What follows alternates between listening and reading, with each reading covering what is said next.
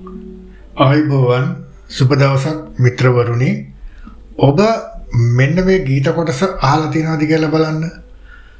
ආලවඩන අකුරු පහේ තේරවිල්ල සකී රැට නිදන තනි පැදුරේ නැති සිහිනකි සකී ආලෙ බිඳුණු දාකුමකට කඳුළු හෙළනු සකේ ආලවඩන යන තේරුම බෝසත්කම සකේ.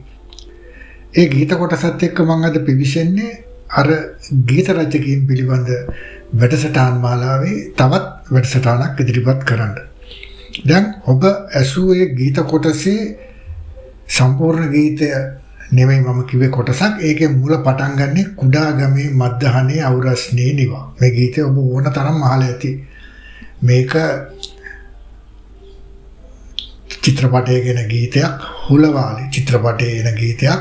මේ ගීතය රචනා කරපු ගීත රචකයාගෙන් තමයි මම අද මේ වැඩසටහන පටන් ගන්නෙ. එතුමා තමයි ධර්මශ්‍රී ගමගේ ශූරින්. එතුමා මං වගේම තව බොහෝ දෙනෙකුට සිය ගානකට මේ සාහිත්‍ය ලෝකයේ දොරටු විවර කරලා දුන්නු, අපිට ගුරුහරුකම් දුන්නු. අපේ ගුරු දේවෙක් හැටියට තමයි අපි හඳුන්වන්නේ. අද එතුමන් ජීවිතුන් අතර නැහැ. එතුමා කවියෙක්, ගීත රචකයෙක්, නවකතා රචකයෙක්, කෙටි කතා රචකයෙක්, චිත්‍රපට කතා රචකයෙක්, පුවත්පත් කලාවේදියෙක්, චිත්‍රපට අධ්‍යක්ෂවරයෙක්. මේ ආදි වශයෙන් විශාල ශ්‍රේෂ්ඨ ගණනාවක එතුමා දැවැන්තේ. එතුමා ලියු ගීත 100 ගණනක් තියෙනවා. ඉතාමත්ම ජනප්‍රිය එක ගීතයක් තමයි මම මේ සඳහන් කළේ, කුඩාගමේ මද්දහනේ අවුරස්නේ නිවා. ඒකේ තියෙන කොටසක් තමයි අර ආලවන්ත යන තේරුම බෝසත්කම සකී කියන කොටස. ඒ අද වැඩසටහනේ පළමුවෙනි ගීත රචකයා. දෙවෙනි ගීත රචකයා තමයි කුලරත්න ආරියවංශ. කවුද නොදන්නේ? ගීත කොච්චර තියෙනවද හුලියු ජනප්‍රිය. එක ගීතයක් මතක් කරනවා නම් මිල්ටන් මල්ලවාරච්චි සහ මාල්නේ බුලත් සිංහල ගායනා කරන සීතාරණේ සුපුල් නාමල් සුවඳ ගැල්වූ ජීවිතය කියන ගීතය. අර ඊට කලින් මම කියපු ධර්මශ්‍රී ගමගේ ශූරින් ලියපු කුඩාගමේ මද්දහනේ ගීතය ගායනා කරන්නේ සුනිල් එදිරිසිංහ. ඊළඟ ගීත රචකයා කුමාරදාස සපුතන්ති. තාමත්ම ජනප්‍රිය ගීත 100 ගණනක් අපිට දහසක් වෙන්නත් පුළුවන් ගීත රචකයෙක්. ඔහු ලියූ ජනප්‍රිය ගීතයක් තමයි එඩ්වඩ් ජයකොඩි ගායනා කරන අකුරු මැකී නෑ, කොළ ගැලවී නෑ, බොඳ වී නෑ සිතුව. කවුද නොදන්නේ ඒ ගීතේ නේද? ඊළඟට ගීත රචකයා කේ.ඩී.කේ ධර්මවර්ධන. ඔහුත් ඒ වගේම ජනප්‍රිය ගීත රචකයෙක්, පුවත්පතේ සංනිවේදකයෙක්. ඔහු ලියූ ගීත 100 ගණනක් අතර ජනප්‍රිය ගීත 100 ගණනක් අතර එක ගීතයක් තමයි කුමරියක පා සලඹ සැලුණා වසා සිටි නිතුපියන් නැරුණා. මේ ගීතය ගායනා කළේ විශාරද W.D. අමරදේවයන්. ඊළඟට ක්ලැරන්ස් විජේවර්ධන. කවුද නොදන්නේ නේ? මේ වෙනකොට ඔහුගේ ජීවිත කතාවල් චිත්‍රපටයක ප්‍රදර්ශනය වෙනවා. ගීත රචකයෙක්, සංගීත අධ්‍යක්ෂවරයෙක්, ගායකයෙක්. මේ ශ්‍රේෂ්ඨ තුනම නියෝජනය කරපු දැවැන්ත පුද්ගලයා. ඔහු ලියූ ජනප්‍රිය ගීත 100 ගණනක් අතර එක ගීතයක් තමයි ඔහුම ගායනා කරන මලට බමරේ කුසේ සිතට ඔබ එනවා. MS ප්‍රනාන්දු. උගක් අය දන්නේ බයිලා ගායකයෙක් හැටියට. ඔහු මේ ගායකයෙක් විතරක් නෙමෙයි, ඔහු ගීත 100 ගණනක් ලිව්වා. ඒ වගේම ගීතවල තනු නිර්මාණය කළා. ඔහුතර 3-in-1 කැටගරියේ ශිල්පියෙක්. MS ප්‍රනාන්දු ලියූ 100 ගණනක් ගීත අතරේ ඔහු ලියා ඔහුම සංගීතවත් කළ, ඔහු ගායනා කර ගීතයක් තමයි බෝල බෝල මැටි එක එක ගෙනෙනවා කියන ගීතය. ඩෝල්ටන් නර්විස් ගුවන් විදුලියේ හිටපු වැඩසටහන් නිෂ්පාදකවරයෙක්, සංගීතංශයේ හිටපු ගීත ශාස්ත්‍රයේ, කාව්‍ය ශාස්ත්‍රයේ දැවැන්තෙක්. ඔහු ලියූ ඉතාමත්ම ජනප්‍රිය විශිෂ්ට ගණයේ ගීත තියෙනවා. එක ගීතයක් තමයි පණ්ඩිත අමරදේවයන් ගායන සසර වසනතුරු අපිට අමතක නොවන, සසර වසනතුරු නිවන් දකින්නතුරු පින්කෙත හෙළරන් දෙරණේ යලි උපදින්නට හේතු වාසනා වේවා. ඒ ගීතය. ඊළඟ ගීත රචකයා මීගොඩ විල්සන්. වැඩි ඔබ අහලා නැතුව ඇති. නමුත් ඔහු ලියූ ඉතාමත්ම ජනප්‍රිය ගීත දෙකක් තියෙනවා. ඒ ගීත දෙක නිසා තමයි වික්ටර් රත්නායකයන් වරක් ප්‍රකාශ කළේ ඔහු ජනප්‍රිය වුණේ. ඒ ගීත දෙක ඔහුට නොලැබුණා නම් ඔහු ගායකයෙක් නොවන්නත් ඉඩ තිබුණා, ජනප්‍රිය නොවන්නත් ඉඩ තිබුණා කියලා වික්ටර් රත්නායකයන් ඒ ප්‍රසංගයකදී කියනවා මට ඇහිලා තියෙනවා.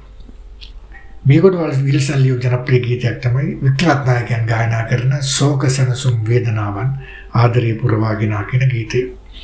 ඊළඟට සුනිල් ආරියරත්න මහාචාර්ය සුනිල් ආරියරත්න ගීත දහස් ගාණක් මම හිතන්නේ ලියන්නේ නැති ජනප්‍රිය ගීත කොච්චර තියෙනවද? එක ගීතයක් කියනවා නම් නන්දා මාලිනී ගායනා කළ කඩමණ්ඩියේ 12නේ නුඹව පිණි. සුනිල් සරත් පෙරේරා ඒ වගේම ජනප්‍රිය ගීත රචකයෙක් මේ රටේ පරිපාලකෙක් තවම ජීවිතුන් අතර ඉන්න ශ්‍රේෂ්ඨ පුද්ගලයෙක්. ඔහු ලියු ජනප්‍රිය ගීත අතර එක ගීතයක් තමයි පෙර දවසක පෙර දිනයක මා පෙම් කළ යුවතිය සිය පුතු නලවනවා ගායනා කරන්නේ පණ්ඩිත් අමරදේවයන්. හේම ශ්‍රීහල්පිට අමුතුම ආකාරයක ගීත ලියු පුද්ගලයෙක්. ඒ වගේම විශිෂ්ට ගණයේ ගීත, භක්ති ගීත, සම්භාව්‍ය ගීත මේ හැම ආකාරයකම ගීත ලියපු දෙවන්ත පුද්ගලයෙක් අද ජීවිතුන් අතර නැහැ. ඒ වගේම නිවැරදි ඕලියෝ ගීතයක් තමයි කාටවත් අමතක නොවෙන නිහාල් ලෙසන් ගායනා කරන සොමියට වරෙන් පුතා අගුළු දාලා නෑදොරේ ගීත දහස් ගාණක් ඇති වූ. ඊළඟ ගීත රචකයා තමයි බණ්ඩාර හැලියගොඩ. කවුරුත් දන්න මගේ පරපුරේ ලේඛකයෙක්, කවියෙක්, ගීත රචකයෙක්. ඒ වගේම ඔහුත් ජනප්‍රිය ගීත 100 ගාණක් ලියන්න ඇති. එක ගීතයක් මතක් කරනවා නම් ඔබ දැකලා තියෙන භාග්‍ය ටෙලිනාට්‍යයේ ගීතයක් තියෙනවා. ආනන්ද වීරසිරිසා දීපිකා ප්‍රදර්ශනී ගායනා කරන ආජු තපරලාහිලා මහා මෙරක් ලෙසට හිතේ උපම්බරට කියන ගීතය. ඒකම ඇති බණ්ඩාර හැලියගොඩ ගැන මතක තියාගන්න. ඊළඟ ගීත රචකයා මහින්ද දිසානායක. ගීත රචකයෙක්, දක්ෂ කවියෙක්. ඒ වගේම ඕලියෝ ගීත මේ රජරට පැත්තේ ශාල වශයෙන්ම ප්‍රසිද්ධියට පත් වෙලා ජාතික තලයට ආපු කලා ශිල්පියෙක්. ඕලියෝ ගීත අතර 100 ගණනක් ගීත අතර ජනප්‍රිය ගීත ගණනාවක් තියෙනවා. එකක් තමයි කිව්ව පමණින් දන්න කරුණාරත්න දියුල්ගනේ ගායනා කළ ඇසට අසුවන මායිමේ. ඊළඟ ගීත රචකයා මහින්ද චන්ද්‍රසේකර. එතුමාත් ඒ වගේම දක්ෂ කවියෙක්, ගීත රචකයෙක්. තවමත් මේ ශ්‍රේෂ්ඨයේ නිමග්න වෙලා ඉන්න දෙවන්තෙක්. රජරට සේවයෙන් තමයි රජරට පැත්තෙන් තමයි මතුනේ දැන් ජාතික තලයේ ඉන්න දෙවන්තයෝ. එතුමා ලියු ගීතයක් තමයි ජනප්‍රිය ගීතයක් තමයි ගීත 100 ගණනක් අතරේ පැනමඩ කඩිති වැව්තාවලු වැහි කාලේ. විශාරද සුනිල් දිසිංහයන් ගායනා කරන ගීතය. ඔබ හොඳින් අහලා තියෙනවා. ඊළඟට රංජිත් රූපසිංහ උත් මගේ කාලේ මිත්‍රයෙක්, ඒ වගේ මගේ කාලේ කලාකරුවෙක්. රජරට සේවයෙන් තමයි බිහි වුණේ. ජාතික තලයට ආපු ගුවන්විදුලි වැඩසටහන් නිෂ්පාදකවරයෙක්, ලේඛකයෙක්, ගීත රචකයෙක්. ඕලියෝ ජනප්‍රිය ගීතයක් තමයි කරුණාරත්න දියුල්ගනේ ගායනා කරන ඔබට වරම් නැති මටද වරම් නැති කියන ගීතය. ඔබ අහලා ඇති. තමත් ජනප්‍රිය ගීතයක්. ඊළඟ ගීත රචකයා ශාන්ත දේශබන්දු. රූපවාහිනී සේවය කරපු කලා ශිල්පියෙක්, ගීත රචකයෙක්, කවියෙක්, ලේඛකයෙක්. මේ ආදී වශයෙන් අංශ ගණනාවක දැවැන්තෙක් නළුවෙක් වේදිකා නාට්‍ය රංගපාලා තියෙනවා. ශාන්ත දේශබන්දු ලියපු ගීත ජනප්‍රිය ගීත අතර එක ගීතයක් තමයි ෆෙරණක වෙරළියද ගායනා කරන සාගරයේ බඳු වේදනාව සුන් වෙලා යනවා. ඊළඟ ගීත රචකයා වජිර මහකණු මුල්ල. ඕලියෝ ජනප්‍රිය ගීතයක් තමයි එකත් ශේනායක වෙරළියද ගායනා කරන්නේ පෙරුම් පුරාගෙන අසංසාරේ. අර දුම්රියක කතාව කවුරුත් අහලා තියෙන ජනප්‍රිය ගීතයක්. ඊළඟ ගීත රචකයා වනන් පෙරා. ඔහු ගීත රචකයෙක්, ගායකයෙක්. ඒ වගේම කවුරුත් දන්නවා ගීත 100 ගණනක් ඔහු ලියලා තියෙනවා වෙනත් අයට. ඒ ගීත සියල්ලක්ම මගේ ජනප්‍රියයි. ඕලියෝ ජනප්‍රිය ගීතයක් තමයි අනිල් ಭಾರತಿ ගායනා කරන ටිකරි මලී පාසල් යන පොඩි අඩිපාරේ කියන ගීතය. ඊළඟට වස්තුව ඉල්ලන කාශ්‍යප පුතුනේ ඇයි හදවත රිදවන්නේ. මේ ගීතය ඔබ අහලා තියෙනවා. ඇන්ටන් රොඩ්රිගෝ කියන ජනප්‍රිය ගායකයා තමයි ගායනා කරන්නේ. මේ ගීතය ලියපු ගීත රචකයා තමයි මම ඊළඟට හඳුන්වා දෙන්නේ. ඒ තමයි නෝබර්ට් තලම්හාර.